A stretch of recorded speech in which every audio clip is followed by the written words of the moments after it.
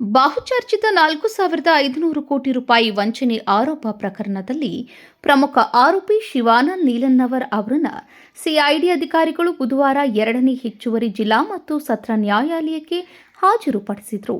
ಪ್ರಕರಣದ ತನಿಖೆ ನಡೆಸುತ್ತಿರುವ ಸಿಐಡಿ ಅಧಿಕಾರಿಗಳ ಮನವಿಯನ್ನು ಪರಿಗಣಿಸಿದ ನ್ಯಾಯಾಧೀಶ ಗಂಗಾಧರ್ ಕೆ ಅವರು ನೀಲನ್ನವರ್ಗೆ 14 ದಿನಗಳ ನ್ಯಾಯಾಂಗ ಬಂಧನ ವಿಧಿಸಿ ಆದೇಶಿಸಿದರು. ಸಿಐಡಿ ಕಸ್ಟಡಿ ಅವಧಿ ಅಂತ್ಯಗೊಂಡ ಹಿನ್ನೆಲೆಯಲ್ಲಿ ಅವರನ್ನು ನ್ಯಾಯಾಲಯದ ಮುಂದೆ ಹಾಜರುಪಡಿಸಲಾಗಿತ್ತು. ವಿಚಾರಣೆ ವೇಳೆ ತನಗೆ ಎದೆ ನೋವು ಸೇರಿದಂತೆ ಆರೋಗ್ಯ ಸಮಸ್ಯೆಗಳಿದ್ದು ಸೂಕ್ತ ಚಿಕಿತ್ಸೆ ಪಡೆಯಲು ಅವಕಾಶ ನೀಡುವಂತೆ ನೀಲನ್ನವರ್ ನ್ಯಾಯಾಲಯಕ್ಕೆ ಮನವಿ ಮಾಡಿದರು.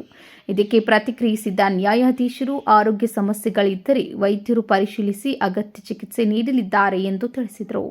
ಬಿಮ್ಸ್ ಆಸ್ಪತ್ರೆಯಲ್ಲಿ ಉತ್ತಮ ಚಿಕಿತ್ಸೆ ಲಭ್ಯವಿದೆ.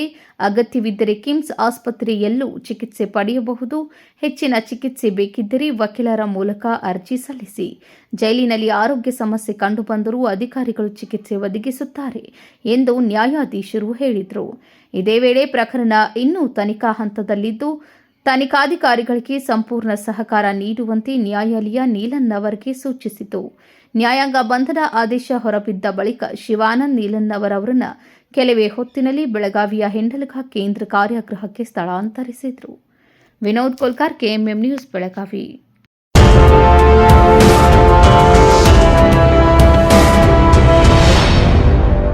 "100 years, 100 days, 100% off on making charges. Bhima Legacy Fest 100 days offer. Get up to 100% off on making charges on gold, silver and diamond. And get a free 24 karat gold bar on every rupees 1 lakh diamond value. Available at all Bhima showrooms. TNC apply.